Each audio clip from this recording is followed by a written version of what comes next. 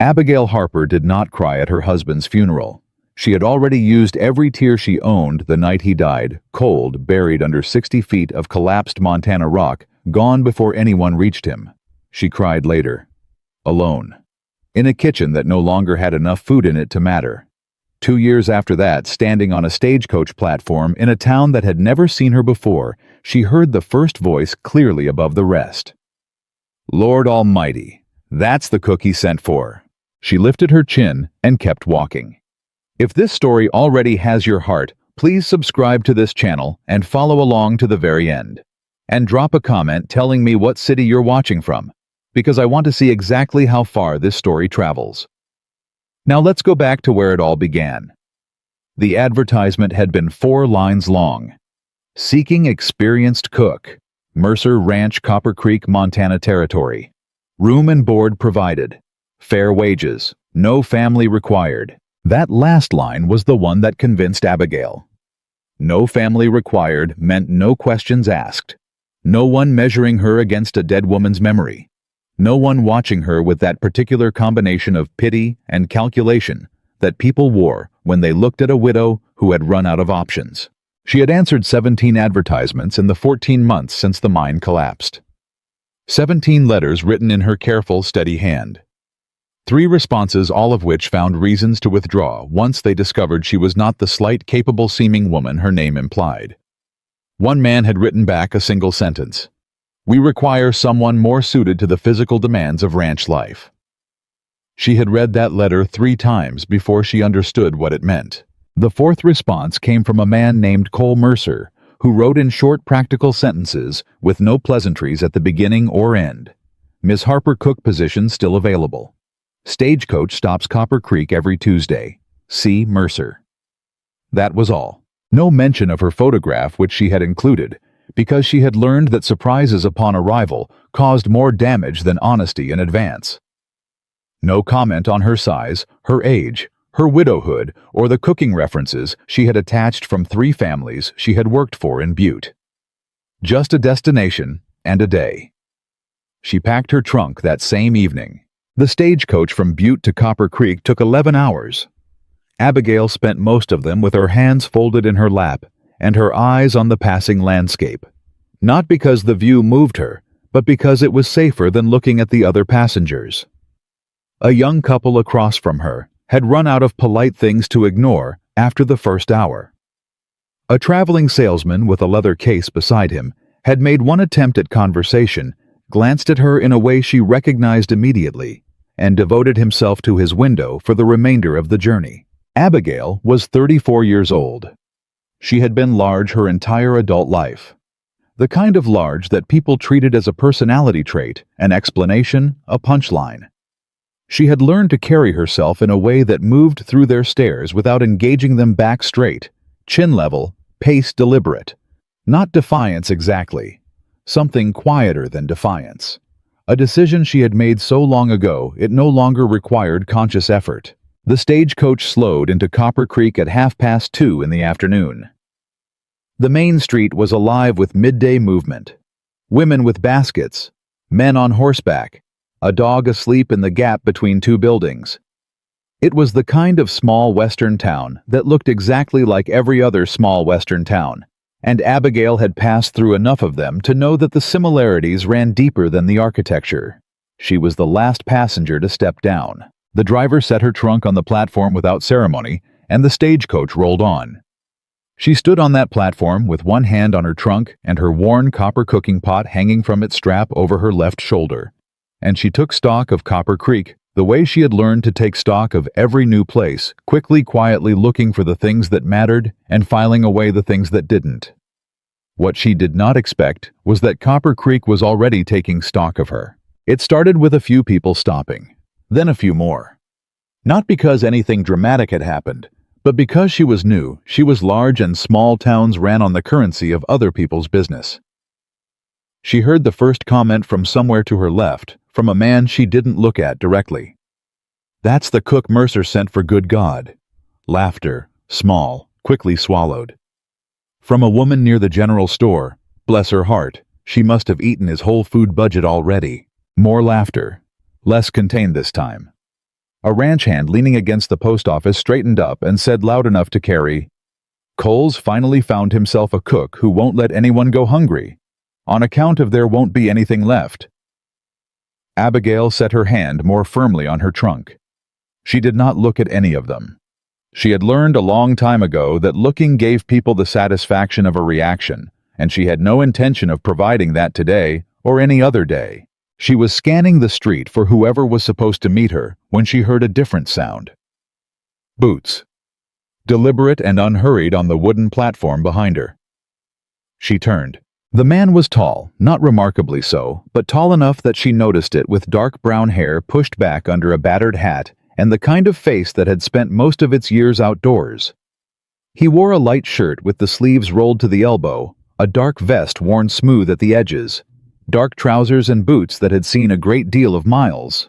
There was a pistol holstered at his hip, but it sat there the way working tools sit present, unremarkable, not for show. He stopped in front of her, and for a moment he said nothing at all. She watched his eyes.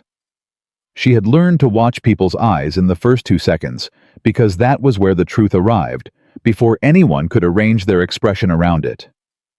In those 2 seconds, she saw surprise. Yes, she registered that without shame, because she had expected it, and then something that shifted the surprise aside and replaced it with something harder to name. He reached down, lifted her trunk without asking, and said, "You came all this way. Let's get you home." And then he walked toward the wagon without another word. Abigail stood still for exactly 3 seconds. Then she picked up her cooking pot and followed him. Behind her, the commentary on the platform continued, but it was already beginning to feel very far away. His name was Cole Mercer, and he drove the way he talked without wasted effort. The road out of Copper Creek took them northwest along a creek bed lined with cottonwoods, and for the first 20 minutes he said nothing, and she said nothing, and the silence between them was not uncomfortable so much as it was careful. Finally she said, "The advertisement mentioned fair wages. I'd like to know what that means before we arrive." He glanced at her sideways. $40 a month, board and a room to yourself. Sundays mostly free afternoon." "Mostly?" "Calving season and harvest time I'll need you full days. I'll compensate separately." "That's acceptable." She paused. "How many men do you feed?" 7 ranch hands, myself. Occasionally hired seasonal help, but I'll give you notice on that." "Dietary restrictions or strong aversions?" He looked at her again this time, with something that might have been surprise of a different variety. "You're asking that before you even see the kitchen." "I find it's easier to ask before I'm standing in front of a man who informs me he can't eat onions after I've made 3 quarts of onion gravy." Something shifted at the corner of his mouth. Not quite a smile, but not nothing. "Hector doesn't eat eggs. Says they disagree with him. Rest of them will eat anything that doesn't bite back. And you?" "I'll eat whatever's made and be grateful it's hot." "All right," she said. "That I can work with." The Mercer Ranch sat in a wide valley where the land folded gently between 2 ridgelines. The main house was large by frontier standards. 2 stories weathered wood, a broad porch that wrapped the front and one side. The barn was in better repair than the house, which told her something about the man immediately. The garden alongside the house had gone partially to seed, which told her something else. Cole brought the wagon around to the kitchen entrance at the back of the house. He climbed down and came around to offer his hand as she descended, which she accepted without comment. The kitchen was exactly what she expected from a working ranch where no one had cared about it in years. Large, functional, holding the bones of something that could be made good. The stove was solid iron and had been properly maintained. The root cellar door near the back wall was a promising sign. The shelving was haphazard, and the pantry had been organized by whoever had last reached for something, which was to say it had not been organized at all. She set her cooking pot on the counter and turned around, slowly taking inventory. "I'll need access to the full pantry inventory by tonight," she said. "And I'll want to see the garden before dark." Cole, who had followed her in and was leaning against the doorframe watching her assess his kitchen with the thoroughness of a land surveyor, said, Anything else? A list of what you'd like for the week so I can plan supplies. And if there's a market day in Copper Creek, I'll want to know which morning. Saturday. Fine. She turned to face him directly. Mr. Mercer, I want to be clear about something. He met her eyes without hesitation. I do not require your approval of my cooking decisions once I understand your general preferences. I don't require opinions on quantities or methods. What I require is honest communication about needs and budget, and I will manage everything else. A beat of silence. That works for me, he said. Good. She turned back to the pantry. You can go. He went. But she heard him pause in the doorway, and she was almost certain she heard a quiet exhale that was not quite a laugh. That first evening, she made something simple.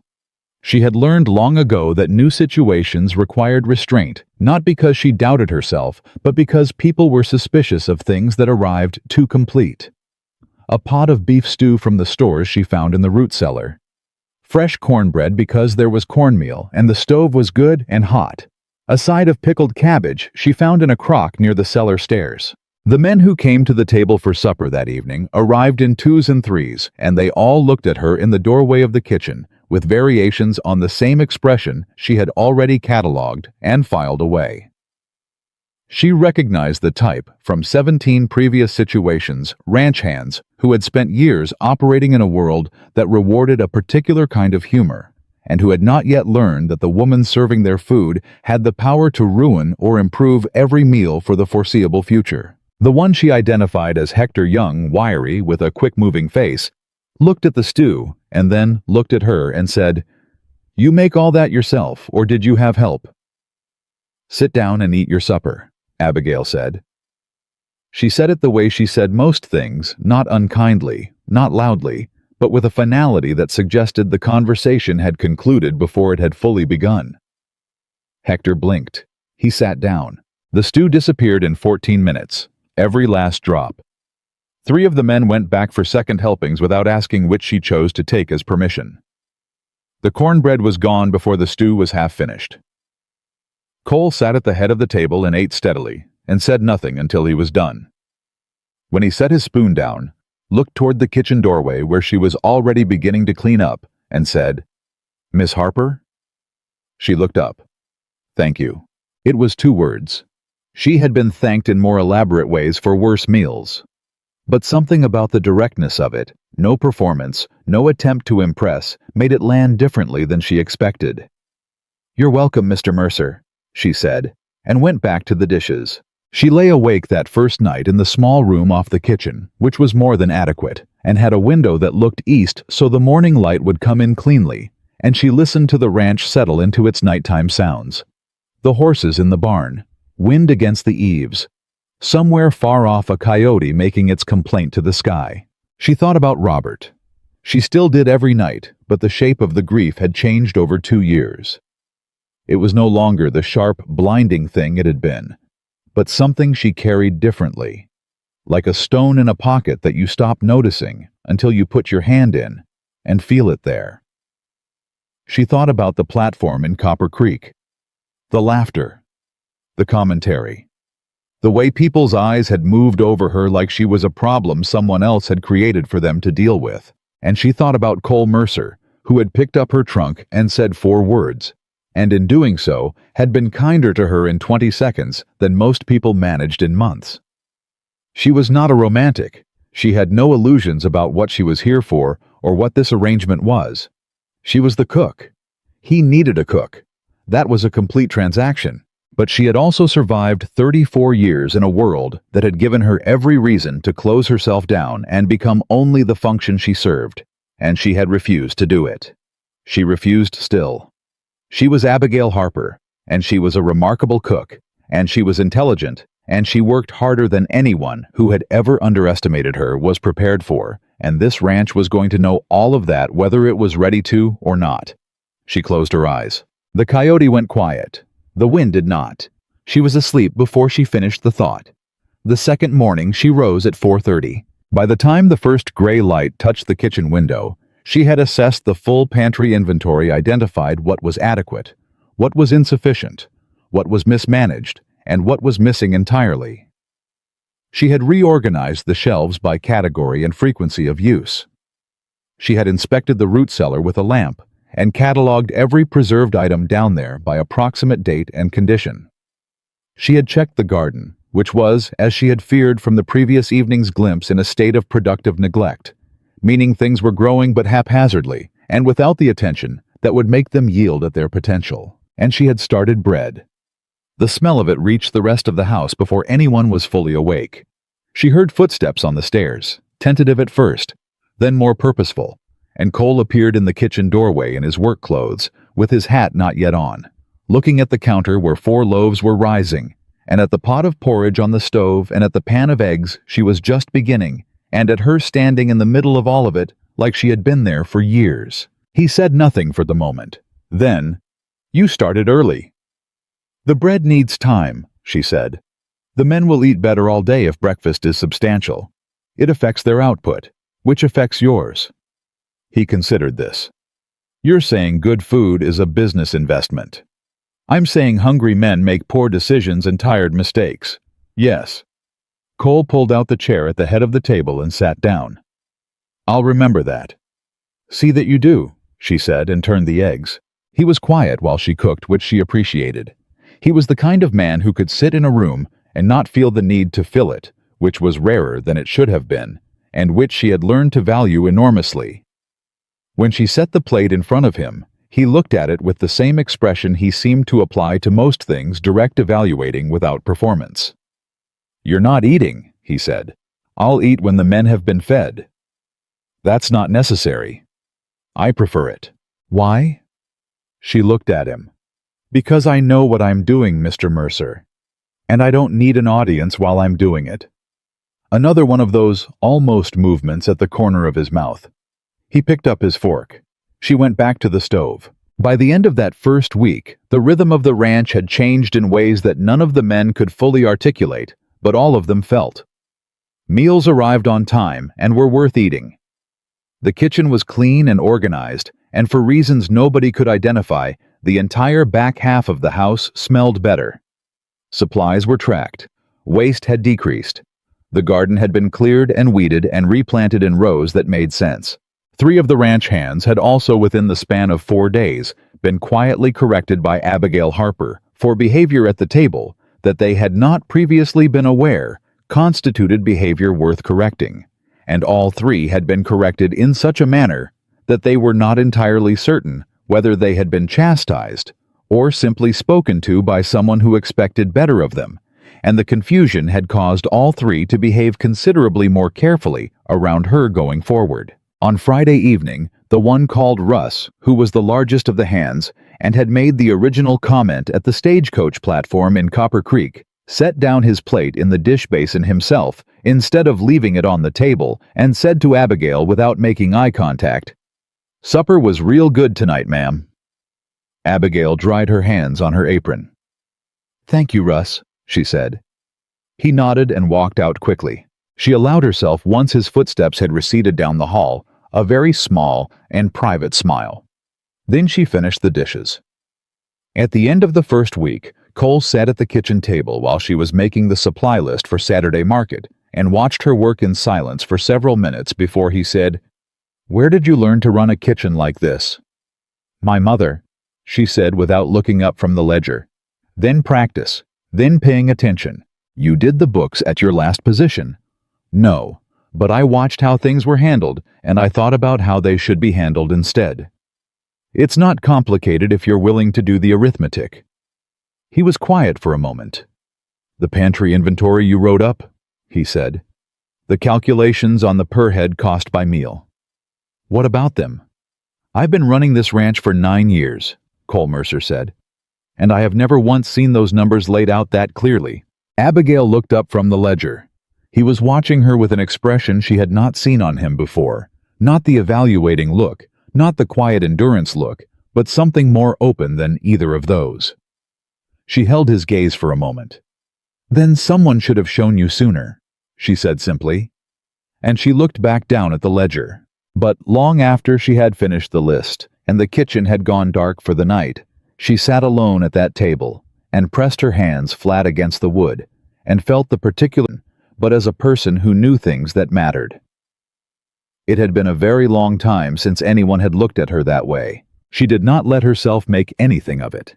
She was practical above all things, and this was a job, and he was an employer, and nothing about that had changed. But she sat at that table for a few minutes longer than she needed to. And outside, the Montana sky was full of more stars than any city she had ever lived in could hold.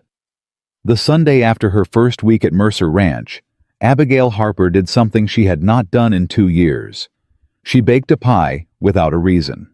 Not for supper. Not to use up fruit that was turning. Not because anyone had asked. She baked it because the apples in the root cellar were good, and the morning was cool, and her hands needed to do something that was not survival. She was crimping the edge of the crust when Cole came through the back door, boot heels loud on the kitchen floor, and stopped when he saw what she was doing. "That for tonight?" he asked. "That's for now," she said. "Sit down if you want a piece." He sat down. She cut 2 slices and put one in front of him, and sat across the table with hers, which was something she had not done, sit at the same table at the same time, eating the same thing since she had arrived.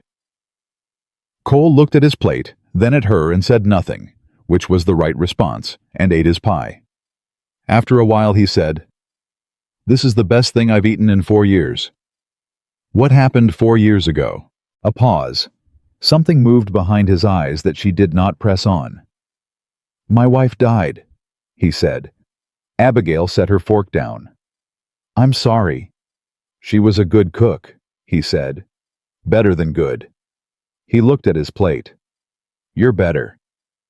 "You don't have to say that." "I know I don't," Cole said. "That's why I'm saying it."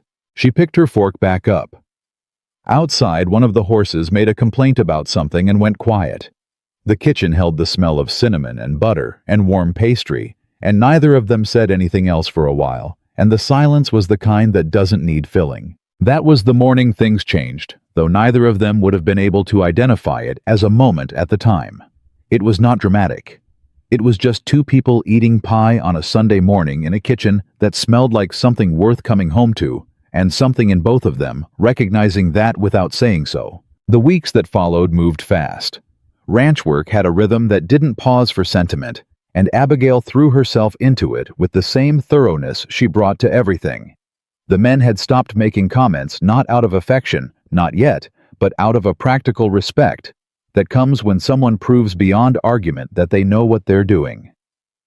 Russ, the largest of them, had become quietly useful in the kitchen on heavy supply days, carrying crates and barrels without being asked.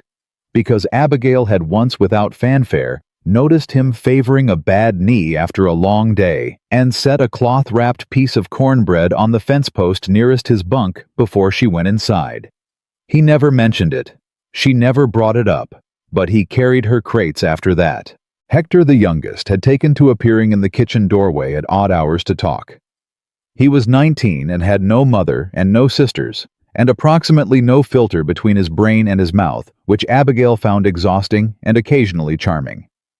He told her about a girl in Copper Creek whose father didn't think much of ranch hands, and Abigail listened and gave him practical counsel that had nothing to do with romance and everything to do with demonstrating sustained reliability, which was the only thing fathers of girls actually responded to in her experience. Hector had looked at her like she had handed him a map to buried treasure. "How do you know all that?" he asked. "I was young once," she said, "and I paid attention. He went to town that Saturday and came back sunburned and grinning, and he didn't say a word about it, and she didn't ask." Cole watched all of this. She knew he watched the way you know things, without being told, a presence at the edge of your peripheral vision that stays long enough to register. He was not a man who hovered or interfered. He was a man who observed the same way he observed weather and livestock, and the condition of fences, looking for what was working and what needed attention. She had the sense that very little escaped him, which made her more careful and paradoxically more comfortable, because she trusted people who actually looked at the world around them. One evening in the 3rd week, she was going over the month's food budget at the kitchen table when Cole came in from a late ride and set his hat on the hook and stopped behind her chair.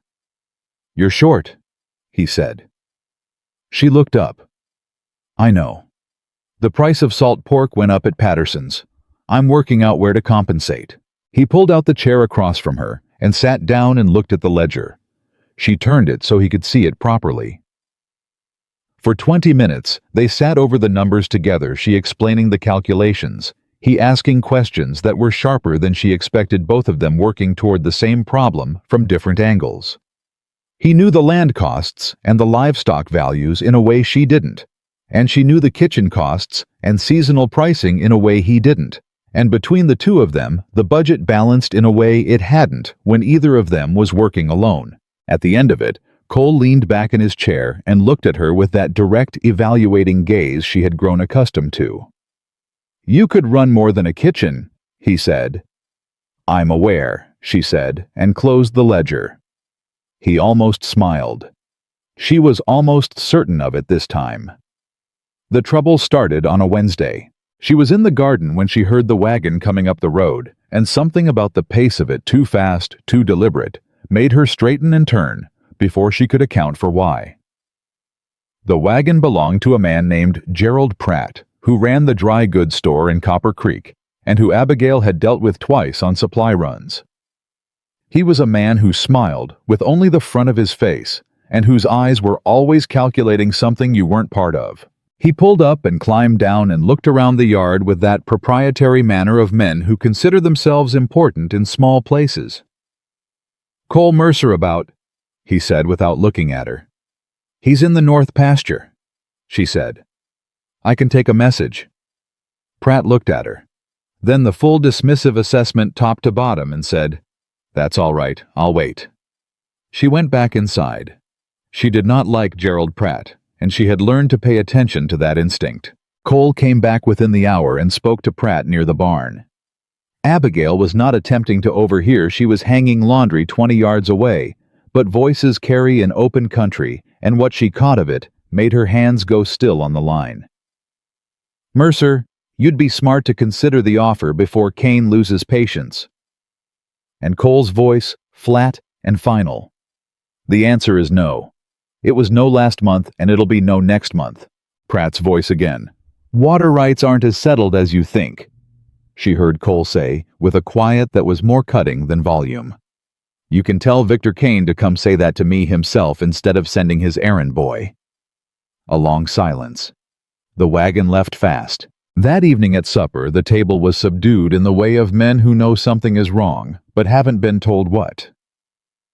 Cole ate without conversation, which was not unusual, but there was a tension in his jaw that she had not seen before. After the meal, when the men had filed out and she was clearing the table, he was still sitting there with his coffee going cold. Who is Victor Kane? She asked. Cole looked up. You heard. Some of it. He was quiet for a moment. Then, biggest cattle operation in the territory. Runs about 60,000 acres north of here. Has been buying up water rights for 3 years, or claiming them where he can't buy them. And he's claiming yours.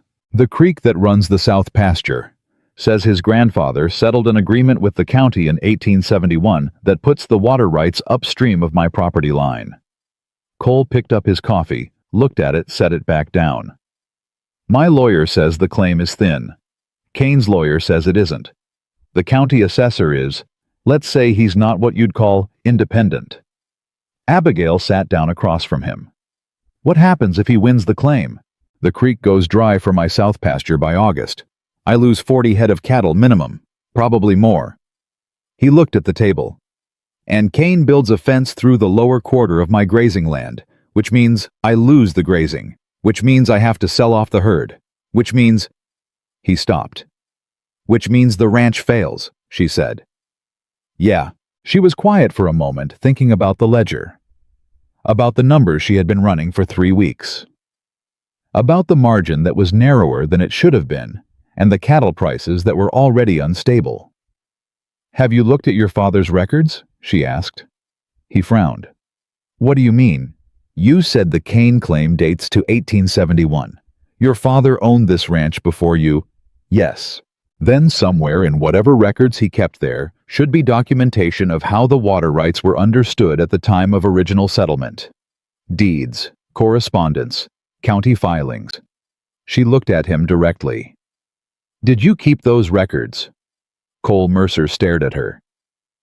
"There's a crate," he said slowly. "In the back room off the study.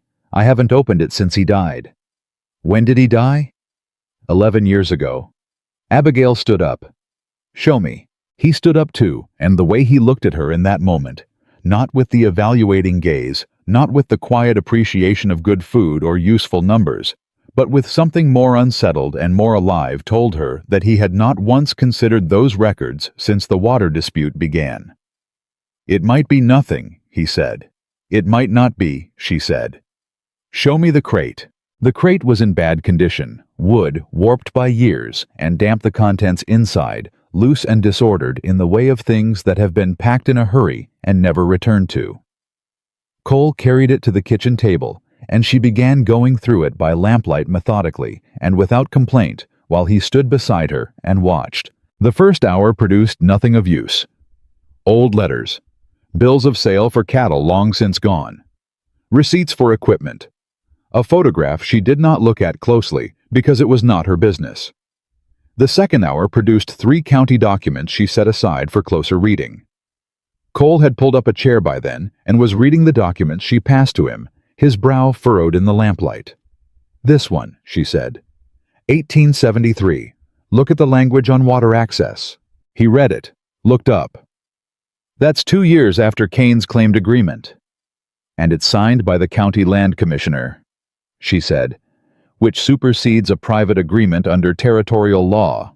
Or it should." She set it down carefully. "I'm not a lawyer." "Neither am I. But I know someone who could tell us what this means." He looked at her. "Who?" "There was an older man at the courthouse when I went with you to the supply filing last week. White hair. He was arguing with the clerk about a deed interpretation. He knew what he was talking about." Cole's expression shifted. "Edgar Poole. He was a territorial court clerk for 30 years before he retired." "Is he in Copper Creek?" "Lives on the west side of town." "Then we should talk to him," Abigail said. "Tomorrow morning." Cole was quiet for a long moment, looking at the document in his hands. Then he looked at her, really looked at her the way he had that morning with the pie, the way that went past the surface of things. "Abigail," he said. It was the first time he had used her name. She met his eyes. "I've had 3 lawyers look at this situation," he said. "None of them thought to ask about my father's records." "They were looking for a legal argument," she said. "I was looking for the truth." He held her gaze for a moment longer than was strictly necessary. Then he set the document down and said, "I'll have the wagon ready by 7. She nodded and turned back to the crate. There were more papers to get through before morning, and she intended to get through all of them. What she did not say, and what she sat with alone after Cole had gone to bed, and the lamp burned low and the ranch was quiet, around her, was that she understood something about this fight that he might not yet. Victor Kane was not simply trying to take a creek. He was trying to take the thing that a man like Cole Mercer had built his entire life around: the land, the work, the proof that persistence and honesty could amount to something. She knew what it felt like to have that taken. Not land, but the life you had built with someone, the future you had assumed was solid ground, disappearing overnight into a mine collapse and leaving you with a trunk and a worn copper pot and 17 unanswered letters. She was not going to let Victor Kane do to Cole Mercer what the mountain had done to her. She went back to the documents and kept reading. Outside, the Montana sky was doing what it always did, indifferent and enormous, and full of stars that had been there long before any of this, and would be there long after. And Abigail Harper sat at a kitchen table surrounded by 11-year-old papers and read every single one until she found what she was looking for. And when she found it, she pressed her hand flat on the page and let out a breath so long and so slow that the lamp flame bent sideways. Then she set it carefully at the top of the pile, blew out the lamp, and went to bed. Tomorrow was going to require everything she had. She was already at the table, When Cole came downstairs at 6:30, the document laid flat in front of her and a cup of coffee waiting at his place before he had asked for one. He sat down and looked at the paper. Then he looked at her. "You were up all night," he said. "I slept 3 hours. It was enough." She pushed the document toward him. "Read the second paragraph. The one beginning with water access thereto." He read it. She watched his face while he did. Watched the moment it landed, the way his jaw tightened, and his eyes went back to the beginning of the paragraph and read it again more slowly. "This is a county easement," he said, "granted to your father in 1873, registered with the Territorial Land Office, witnessed by 2 county commissioners whose names are on record." She kept her voice level and practical, because she had learned that when something important needed to be understood clearly, emotion got in the way of understanding. Victor Kane's claimed agreement predates it by 2 years, but a private agreement between a landowner and a county representative does not supersede a registered territorial easement. That's not my interpretation. That's what Edgar Poole told me it means. Cole looked up sharply. "You already talked to Poole." "I sent Hector to his house at 5 this morning with the document and a note." Poole sent back a written response. She slid a second paper across. "Read the last 2 lines." Cole read them. His hand went flat on the table, very still, the way a man's body goes still when something he has been bracing against suddenly shifts. "The Mercer easement, if authenticated, renders the Kane claim without legal standing in any territorial court." He read aloud. "If authenticated," Abigail said. "Which means we need to verify the original county registration. Which means the courthouse." "The county assessor is 1 man in 1 office," she said. "The territorial land records are held in Helena. The assessor can't touch what's already filed there." She folded her hands on the table. "Poole says there's a territorial circuit judge coming through in 6 weeks. If we can file a counterclaim with authenticated documentation before Kane formally submits his water rights claim to the court, we get to set the terms of the hearing."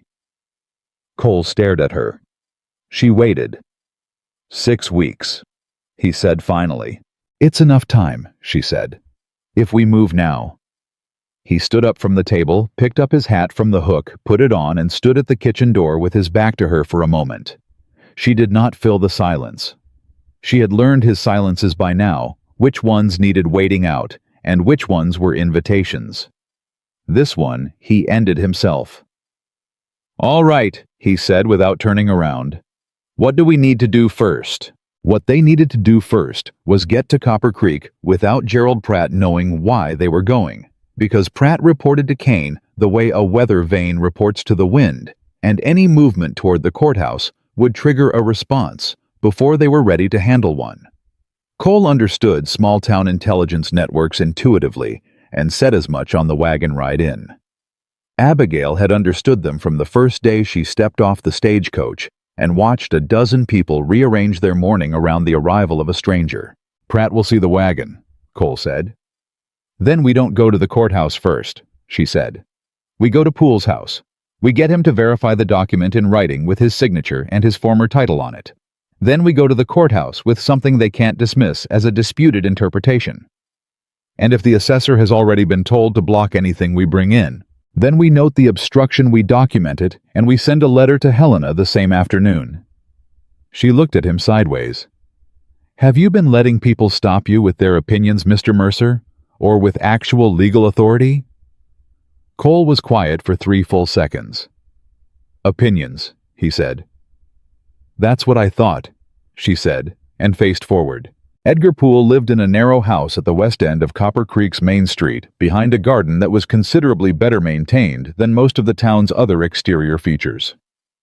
He was a lean, white-haired man in his late 70s, with the kind of eyes that had spent decades reading fine print and had gotten sharper for it rather than worse. He opened the door before they knocked, which meant he had been watching for them, which meant Hector had communicated the urgency correctly for once. "Come in," Poole said.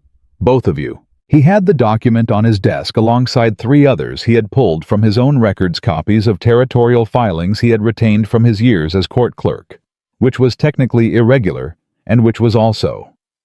Abigail recognized immediately the luckiest thing that had happened to Mercer Ranch in 11 years. "The easement is genuine," Poole said before they had finished sitting down.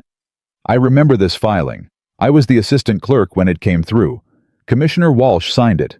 Walsh is dead 20 years, but his signature is on the county record." He tapped the document. "The problem you have is not the document's validity. The problem is that Kane filed a preliminary claim with the assessor's office last Thursday." Cole's head came up. "Last Thursday? 3 days before Pratt came out to you," Abigail said. The implications of that landed in the room like something dropped from height. "He already knew what Cole's answer would be," she said. "The visit from Pratt wasn't an offer. It was a warning." Poole looked at her with an expression that recalibrated upward. "That's correct. Kane filed the preliminary claim knowing Cole would refuse the settlement, so the refusal becomes part of the record, makes it look like Cole had opportunity to resolve things peaceably and declined. Which makes Cole look like the difficult party," Abigail said. "Which makes the judge more sympathetic to Kane's position when the hearing happens." Poole laced his fingers together. "Kane's done this before. Not here, but up in Chouteau County 4 years ago. 3 ranchers lost water rights in that proceeding. All 3 had been offered a settlement first." Cole's jaw was tight. "Why didn't anyone say that when Kane started buying up land down here?" "Because the 3 ranchers in Chouteau didn't advertise their losses," Poole said simply. "Men don't talk about being beaten." The room went quiet. Abigail looked at the document in front of her. Then she said, "What's the counterfiling deadline?" If Cole files a formal counterclaim with authenticated documentation, Kane's preliminary claim goes into dispute and the hearing becomes adversarial rather than confirmatory. That's a different proceeding with different rules and a circuit judge rather than the local assessor. Poole's eyes moved to the papers on his desk. "The deadline to file a counterclaim is 45 days from Kane's preliminary filing." "Which was last Thursday," Cole said. "Which gives you 42 days from today." Cole stood up and walked to the window.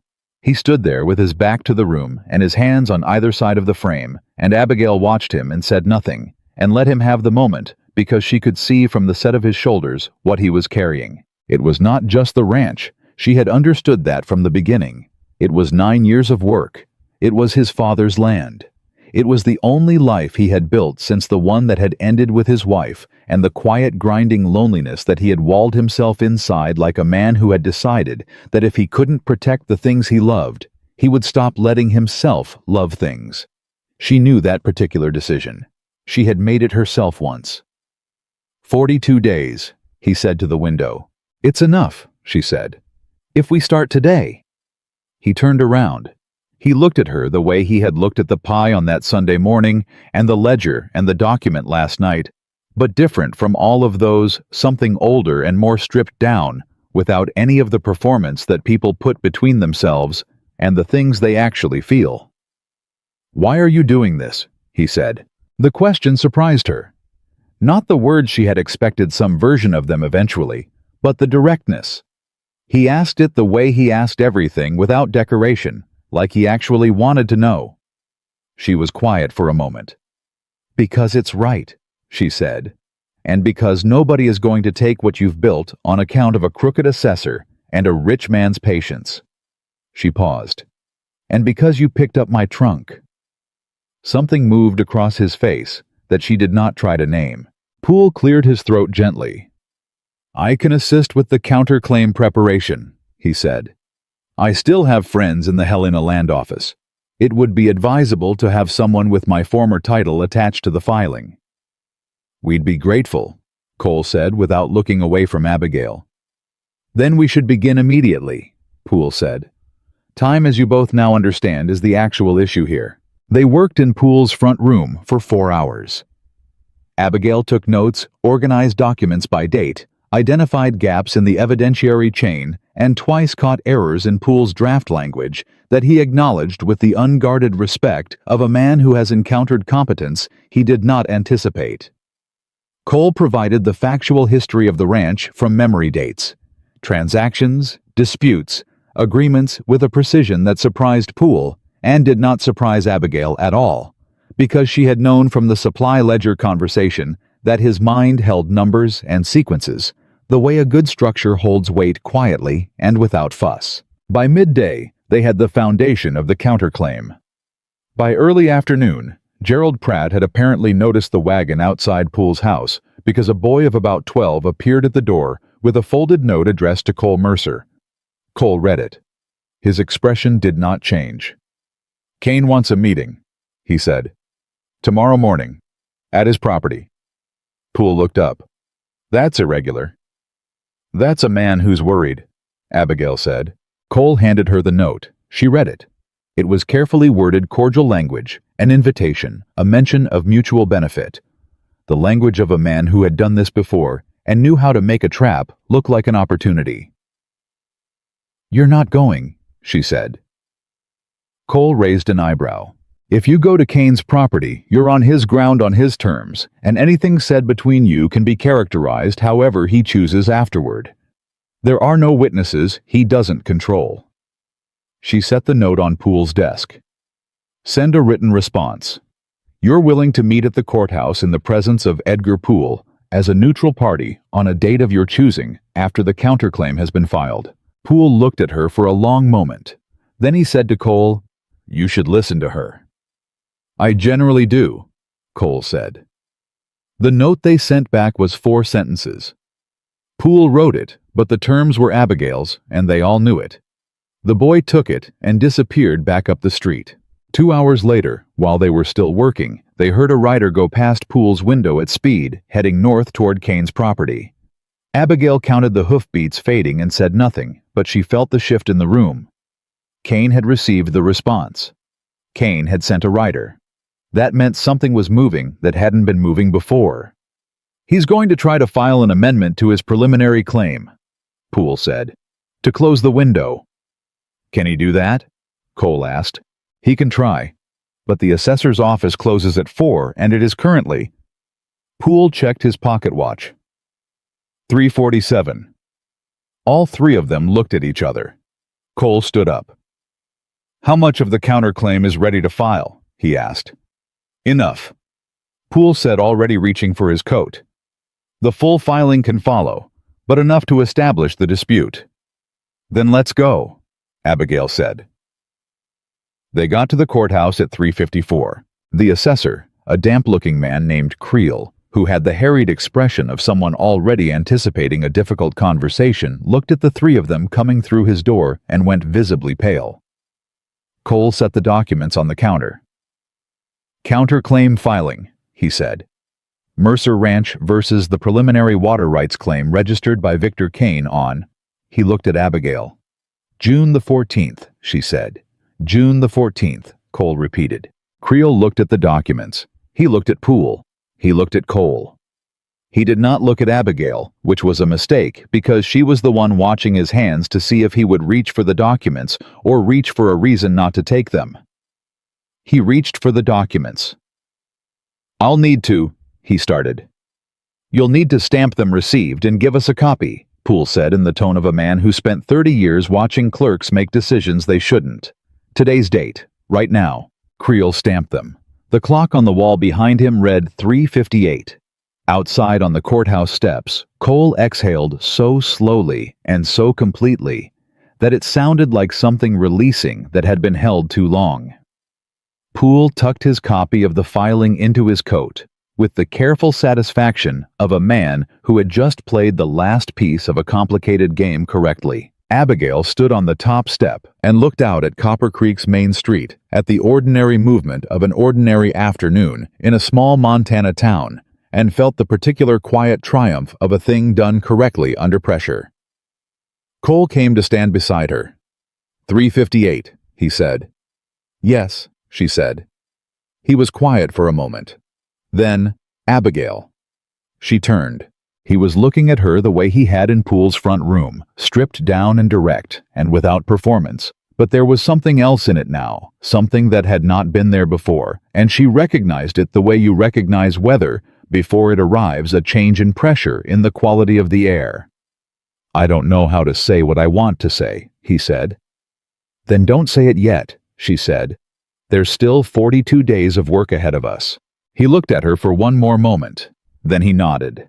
But on the wagon ride back to the ranch, the distance between them on the seat was smaller than it had been that morning, and neither of them moved to change it.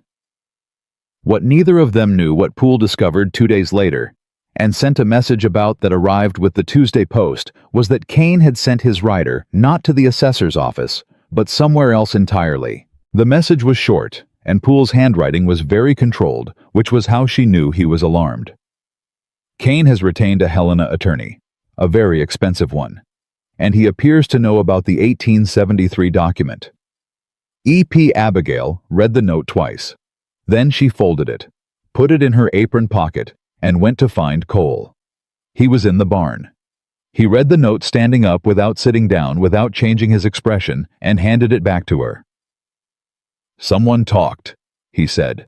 "Or someone was watching the courthouse more closely than we knew," she said. He looked at her. "Does this change anything?" She thought about it, really thought about it, the document, the easement, the filing, Poole's credentials, the 40 days still remaining. She thought about the 3 ranchers in Chouteau County who had lost. She thought about what they hadn't had that she and Cole and Poole had now. "It changes the difficulty," she said. "It doesn't change the truth." Cole took his hat off, ran a hand through his hair, put the hat back on. "Then we keep going," he said. "We keep going," she said. And they did. The 40 days that followed were the hardest Abigail Harper had worked since the months directly after Robert died, when survival had been a daily deliberate act, rather than anything resembling a life. The difference was that this time she was not working alone. Cole's Helena attorney, a compact man named Silas Webb, who arrived on the Thursday stage with 2 leather cases and a reputation. Poole confirmed was legitimate, spent his first hour at the ranch reading every document Abigail had organized. He did not comment on her system. He did not comment on her presence. He simply made marks in a small notebook, and at the end of the hour said, "Who put this chronology together?" "She did," Cole said from across the table. Webb looked at Abigail directly for the first time. "You have legal training." "No," she said. "I have a habit of thinking things through until they make sense." Webb looked back at the documents. "Kane's attorney is a man named Aldrich. He's argued 12 water rights cases in the territory, won 11. He set his notebook down. The one he lost the opposing party had a registered territorial easement. Abigail said nothing. Webb looked at her. "Which you have." "Which we have," she said. The preparation moved in 2 tracks simultaneously. Webb handled the legal construction depositions, procedural filings, the formal authentication of the 1873 document through Helena's land office, which came back, confirmed on a Thursday afternoon, and made Webb exhale through his nose in a way that Abigail read as deep professional relief. She handled everything else, tracking down the elderly neighbors Poole had mentioned, who had memory of the original creek access agreements, organizing their statements into written affidavits, cross-referencing dates against the county records, and maintaining the ranch through all of it, because cattle did not pause for legal proceedings, and the men still needed feeding, and the garden was coming into its late summer yield, and the accounts still needed managing. Hector noticed it first. He came into the kitchen one evening while she was writing up an interview summary from that afternoon's conversation with a 73-year-old former county surveyor named Amos Birch, and he stood in the doorway for a moment, watching her work, and then he said, "Miss Abigail, when do you sleep?" "When the work is done," she said without looking up. "The work is never done. Then I sleep when the most important part of it is done." She set down her pen. "Did you eat supper?" "Yes, ma'am. That's not—" He stopped, started again. "Cole's worried about you." She did look up then. "He didn't say it like that," Hector added quickly. "He said you looked tired, which for Cole is basically the same as a speech." She held the boy's gaze for a moment. Then she picked her pen back up. "Tell him I'm fine," she said. "He's standing right outside," Hector said. She looked at the doorway past Hector's shoulder. Cole was not technically standing right outside, but he was close enough that the light from the kitchen caught the edge of his hat brim, and she understood immediately that he had sent Hector in ahead of him. The way you send someone ahead into uncertain territory. Not because he was afraid exactly, but because he was a man who found direct emotional approaches more difficult than any physical challenge the ranch had ever presented him with. "You can come in," she said. Hector evacuated the kitchen with the speed of a young man who has delivered his message and has no intention of being present for what follows. Cole came in and sat down across from her hat in his hands, turning it once around by the brim, in the way she had noticed meant he was working up to something. "You've been at this past midnight every night this week," he said. The Birch interview needed to be written up before the details faded. Abigail. She set her pen down and gave him her full attention, because when he said her name in that particular register flat and quiet, and asking to be heard, that was what the moment required. "I hired you to cook," he said. "I'm aware. I didn't hire you to fight my legal battle." "No," she agreed. "I volunteered." He turned the hat around again. "I don't know how to—" He stopped. "I'm not good at this." "At what?" "At owing somebody something important." She looked at him for a long moment. He was staring at the table, not at her, with the expression of a man who has arrived somewhere he didn't entirely plan to arrive and is trying to work out how he feels about being there. "Cole," she said, "you don't owe me anything. We're fighting for something that's right. That's not a debt. That's just two people doing what needs doing." He looked up. The lamplight was in his eyes, and she held his gaze and did not look away. "Why does it feel like more than that?" he said. The kitchen was very quiet. "I don't know," she said. "Maybe because it is." Neither of them said anything else for a moment that stretched long enough to become its own kind of answer. Then Cole set his hat on the table, stood up and said, "I'll make the coffee. You keep writing." And he did. He moved around her kitchen with the careful unfamiliarity of a man who does not cook but is trying to be useful in the only way available to him. And she watched him from the corner of her eye and kept writing. And the kitchen held both of them in the lamplight, and the smell of coffee beginning to heat, and something that had been building slowly for weeks settled another inch deeper into the foundation of both of them without either one naming it aloud. The twist arrived on a Tuesday 12 days before the hearing. Webb came in from town with his leather case under his arm and a look on his face that Abigail had learned to read as controlled alarm, not panic, because Webb did not panic, but the tight-jawed, careful expression of a man who has encountered something he did not anticipate and is already calculating responses. He set the case on the kitchen table and looked at Cole. "Kane's attorney has filed a challenge to the 1873 easement," he said. Cole went still. "On what grounds?" "He's claiming the document is a forgery." Webb opened the case. Specifically, he's arguing that Commissioner Walsh's signature was added to the document after the fact that the body of the easement is genuine, but the authorization signature is not. The room was silent. Abigail said, "That's not true." "I know it's not true," Webb said. "You know it's not true. The problem is proving it." He spread papers on the table. "Aldrich has retained a document examiner from Billings, a man named Forsyth. He's going to testify that the ink in Walsh's signature shows different aging characteristics than the rest of the document." "Different aging how?" Abigail said. "He'll argue the signature was added within the last decade." Webb looked at her. "It's a technical argument. It sounds credible if you don't know how to challenge it, and most judges don't." Cole's voice was very controlled. "Can we disprove it?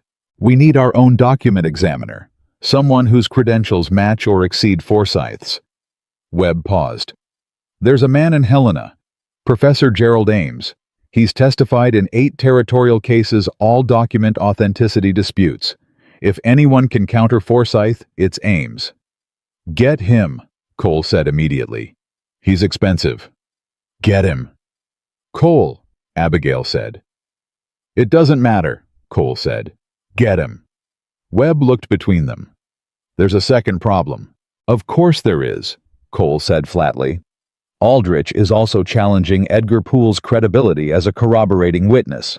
He's filed a motion arguing that Poole's memory of the 1873 filing is self-serving and that Poole has a personal history of antagonism toward Victor Kane. Webb looked at his notes. Apparently, Kane tried to buy Poole's house 3 years ago for a road extension, and Poole refused to sell. Abigail said. So Kane tried to take Poole's home, and now Kane's attorney is arguing Poole is biased against Kane. Yes. That is the most... She stopped herself, breathed through it. All right, what does that do to our case? It weakens the corroboration, not the document itself. But if the document's authenticity is simultaneously under challenge and our key corroborating witness is being painted as motivated by personal grievance, the judge may give Kane's examiner more weight than he deserves. Cole put both hands on the table and leaned forward. What do we need? We need Ames. We need independent witnesses to Walsh's signature who have no connection to this dispute. And we need something... Webb hesitated. We need something that Aldrich hasn't anticipated. Something that puts this beyond technical argument. Abigail was already thinking. She had been thinking since the word forgery, turning the problem, the way she turned budget problems and supply problems, and every other problem she had encountered since she was a girl, in a family that never had enough of anything looking at it from every angle until she found the one the problem hadn't protected against. She thought about the interview with Amos Birch, the former county surveyor. She thought about something Birch had said at the end of their conversation, almost offhandedly, the way old men mention things they consider obvious. She had written it down because she wrote everything down, but she had not yet understood its significance. She stood up. "Excuse me," she said. She went to the study where she had been keeping her files, found the Birch interview notes, and read the last page. Then she read it again. She came back to the kitchen with the notes in her hand and set them on the table in front of Webb. Amos Birch surveyed the Mercer property in 1874, she said. 1 year after the easement was filed.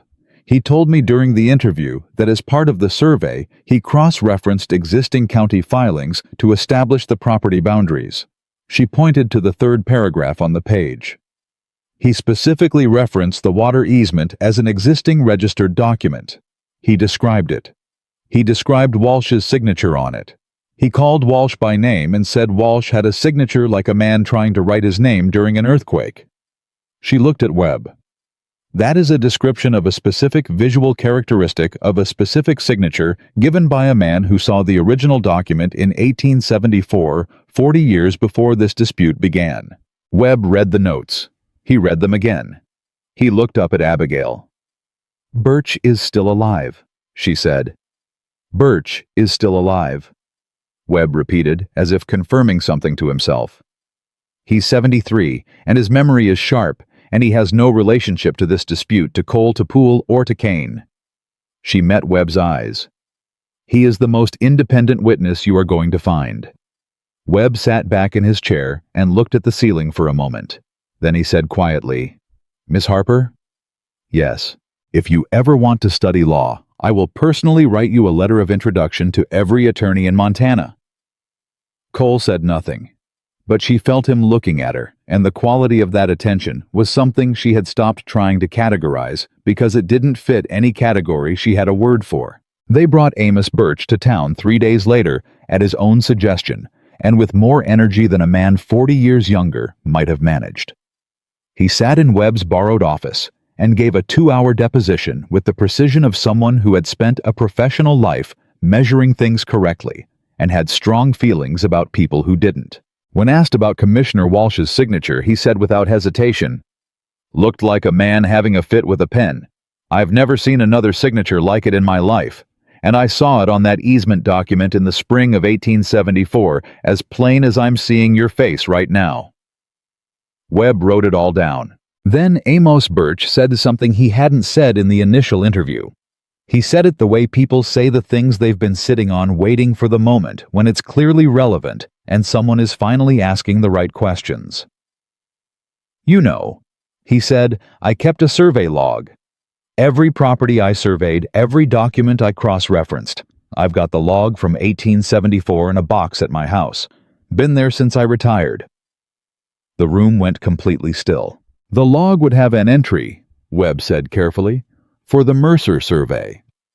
It would have an entry, a date, and a list of every county filing I cross-referenced, including a document description. Birch looked at him steadily. Including the water easement. Cole stood up so fast his chair scraped back. "Mr. Birch," he said, "can we go get that log right now?" Birch smiled for the first time all afternoon. "Son, I was wondering when you'd ask." The log was a worn, leather-bound book, water-stained on the cover, and immaculate inside every entry in Birch's controlled surveyor's hand, dated and detailed and cross-referenced, with the precision of a man who had understood from the beginning of his career that the truth lived in the details. The entry for the Mercer Property Survey, Spring 1874, ran 2 full pages, and midway down the second page in handwriting 40 years old and completely unimpeachable, was a reference to the water easement, its registration date, and a description of the commissioner's signatures, including Walsh's, characterized in Birch's professional notation as irregular, highly distinctive, immediately recognizable. Webb held the log in both hands like it might dissolve. "This," he said, "ends the forgery argument." Abigail had her back against the wall of Birch's front room, and her arms crossed and her eyes closed, and she was letting herself feel for exactly 30 seconds the full relief of something going right that had needed to go right. Then she opened her eyes. "We still have 11 days, she said. "What else needs doing?" What needed doing was the preparation of Cole's testimony, which he approached with the same quiet directness he brought to every difficult thing, straightforwardly, without self-pity, and with a precision that made Webb nod continuously while he took notes. Cole described 9 years of managing the water access, the specific dates of use, the cattle counts that depended on the South Pasture Creek, the improvements he had made to the creek banks at his own expense to prevent erosion. He was not eloquent, but he was exact, and exactness was what the situation required. Abigail sat in the corner during these sessions and said nothing, unless Webb asked her a direct question, which he did increasingly often. She was aware that her role had shifted somewhere in the past 40 days, from cook to something that did not have a clean name.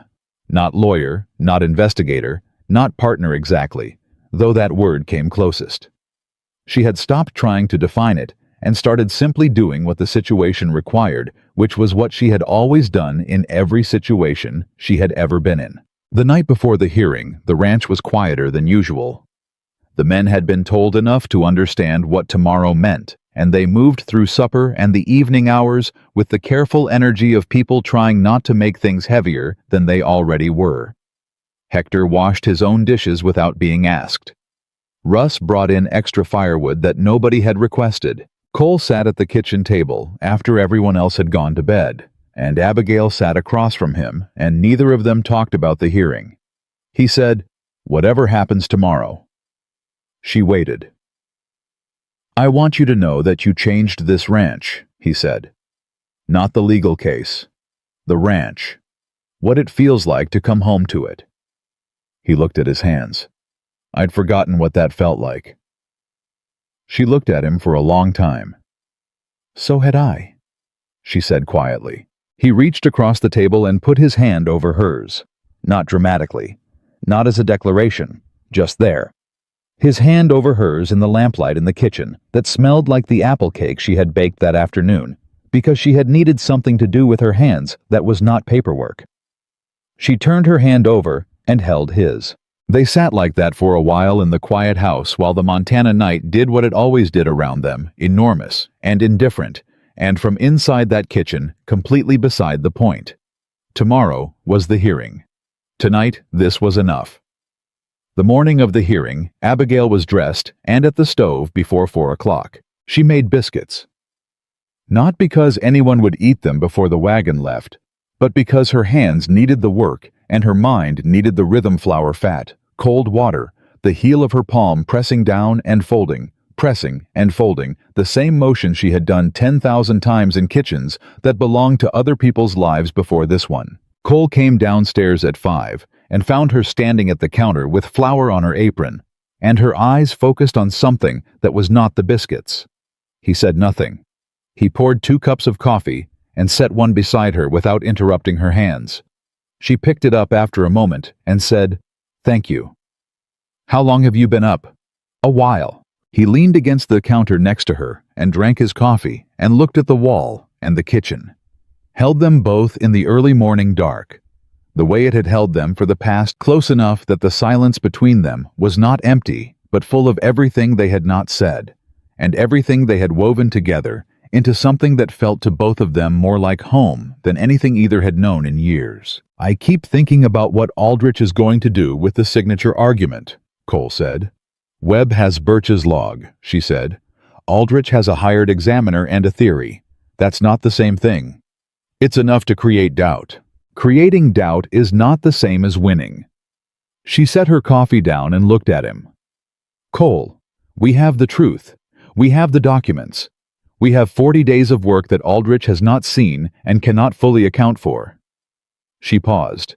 The only thing that beats the truth is silence, and we are not going to be silent today. He looked at her the way he had looked at her across that table the night before, with his hand over hers in the lamplight, direct and without performance, and carrying something in it that she had stopped trying not to feel.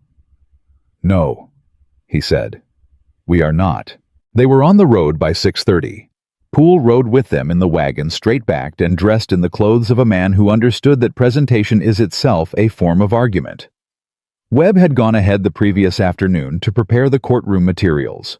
Hector had polished Cole's boots without being asked and had presented them at the door of the house with the solemn air of a young man who understood that he was participating in something larger than himself. Russ had shaken Cole's hand that morning. He had looked at Abigail and said, "You bring him back with good news, ma'am."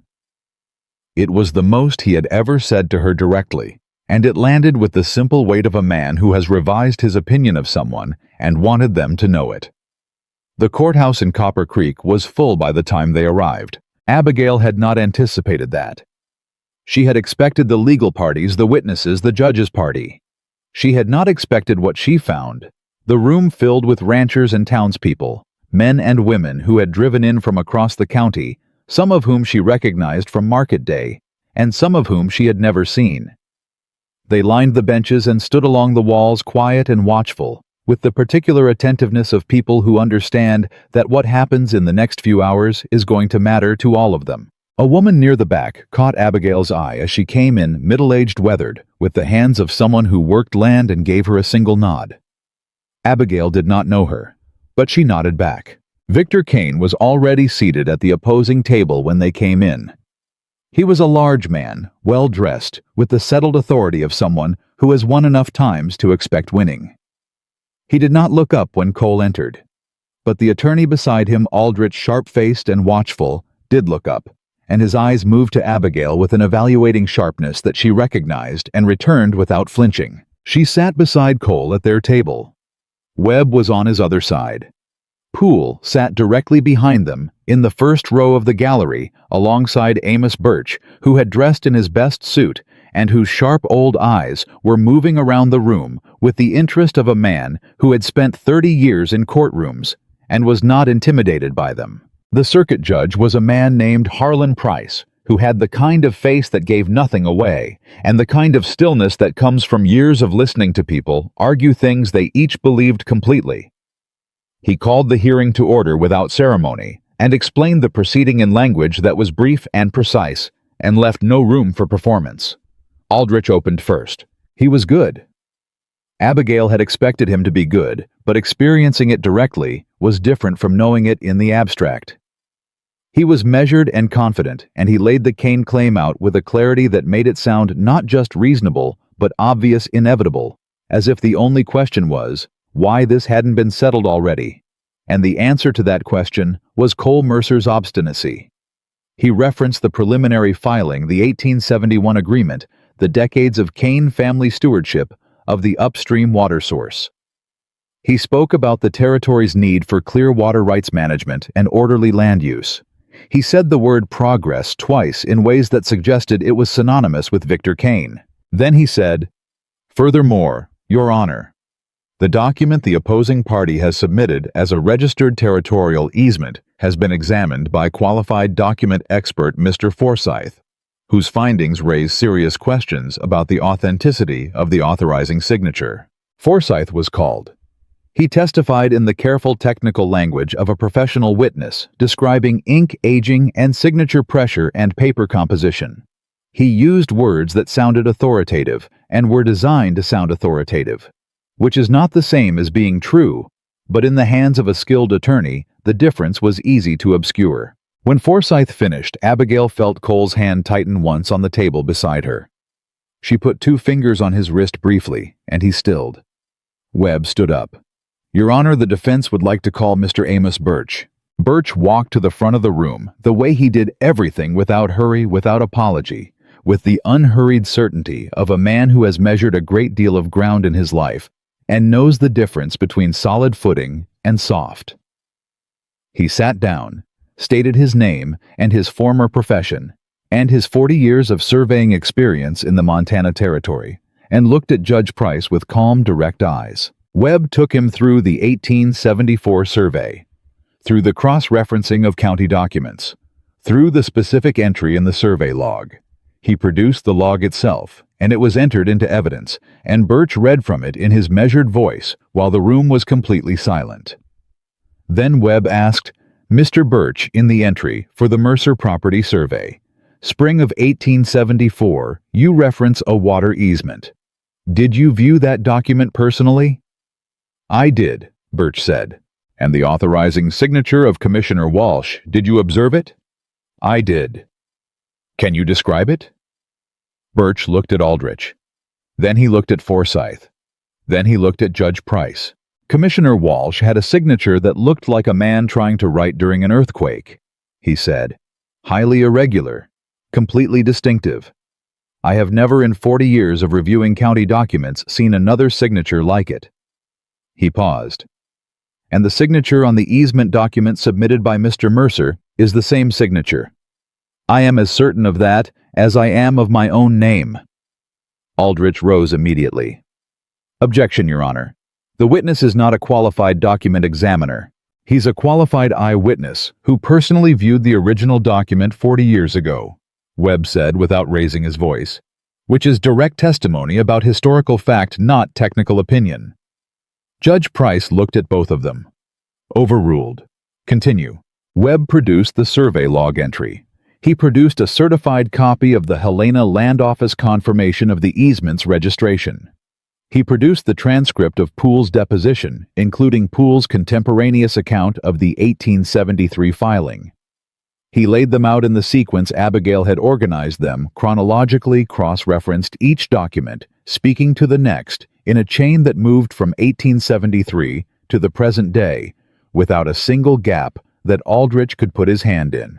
Aldrich tried anyway. He cross-examined Birch with the pointed precision of a man trying to find a thread to pull, asking about the conditions of the 1874 survey, about the lighting, about the time spent reviewing each document, about the 40 years between the observation and the testimony. Birch answered every question with the same unhurried specific accuracy, and when Aldrich pressed him on whether memory could be trusted. After 4 decades, Birch looked at him and said, "I kept a log specifically because memory can't always be trusted. The log says what I saw. You have the log in your hand right now." The room stirred. Judge Price made a note. Aldrich shifted strategy and began attacking the legal interpretation of the easement's territorial standing, arguing jurisdictional nuance, arguing procedural precedent, arguing 3 different angles of the same position with the rapid pivoting of a man who has realized that his central argument has been damaged and is looking for any other ground to stand on. Webb countered each one. He was less dramatic than Aldrich. He was also correct at every point, and correctness in front of a judge who had spent 20 years distinguishing between performance and substance was worth considerably more than drama. Cole testified at 11 o'clock. He stood at the front of the room and spoke about his ranch and his creek and his cattle and his father's land with the same directness he brought to everything. No flourish, no anger, no self-pity. He described the years of use, the investment in the creek banks, the dependence of the south pasture. He described receiving Pratt's visit and understanding that the visit was a warning rather than an offer. He said all of this clearly and without embellishment, And when Aldrich cross-examined him and tried several times to reframe his refusal of Kane's settlement as obstinacy rather than principle, Cole said, "I refused because the offer was for me to give up something that was legally mine. That's not obstinacy. That's just knowing the difference between right and wrong."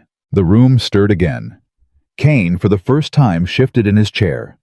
Judge Price called a recess at noon.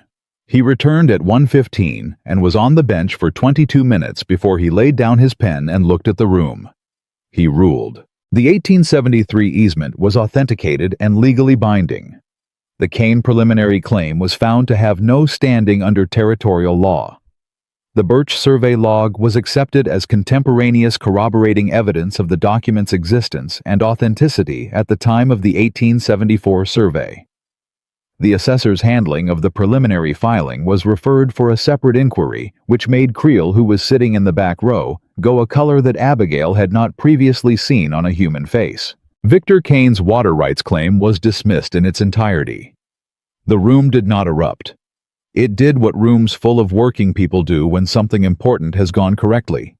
It exhaled slowly like a held breath, finally released, and then it filled with low voices and the sounds of people turning to each other, and the particular quality of relief that belongs to communities that have been watching a thing unfold and needed it to go right. Webb shook Cole's hand.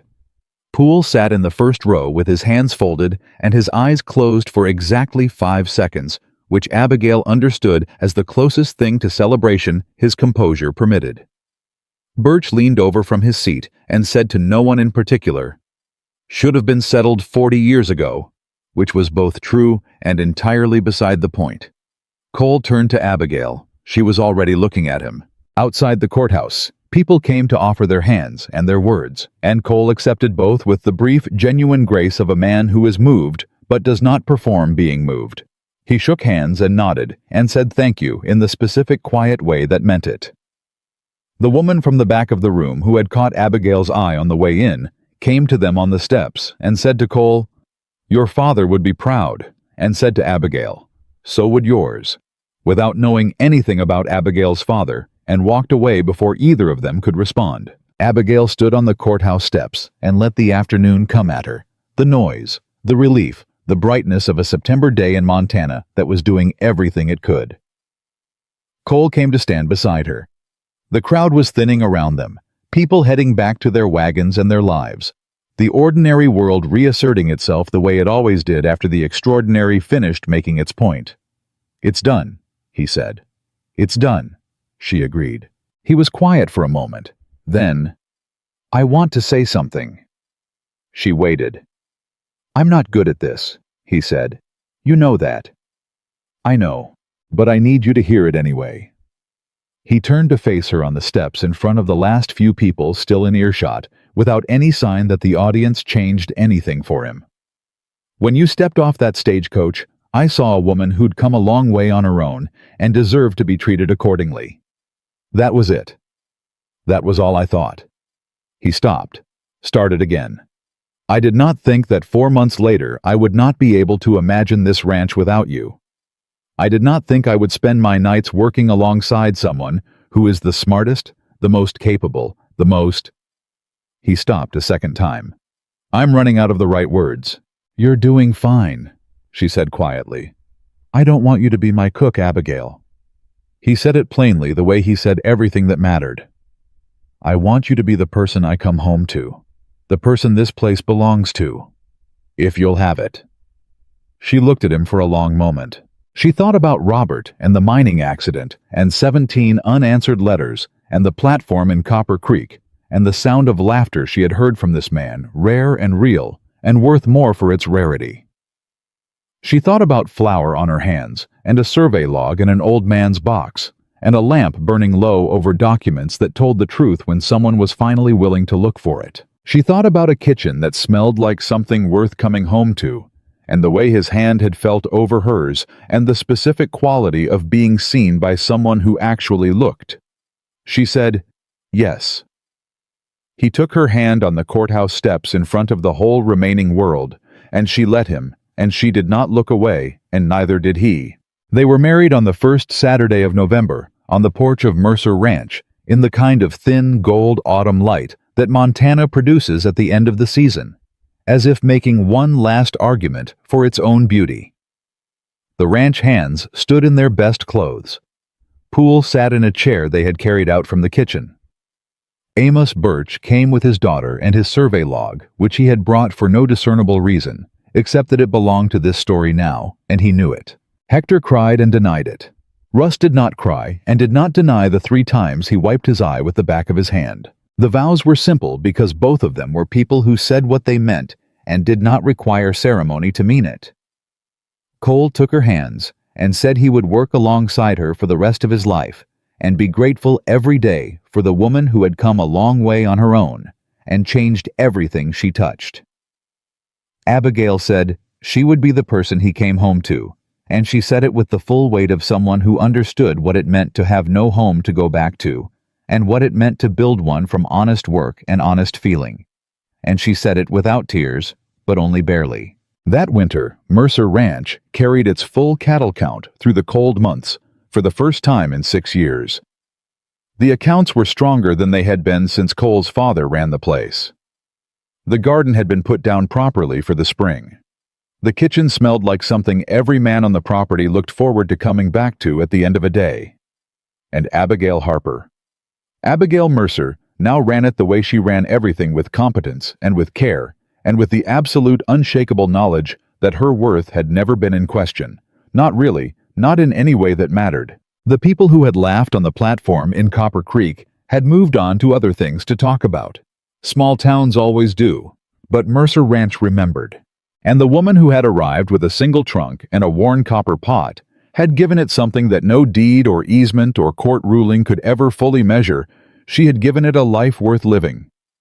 Inside of a warmth that met you at the door, and a future built on the only foundation that ever holds the truth, the work, and the willingness to stand for both without apology. That is the kind of woman the world overlooks, and the wise man never lets go of twice.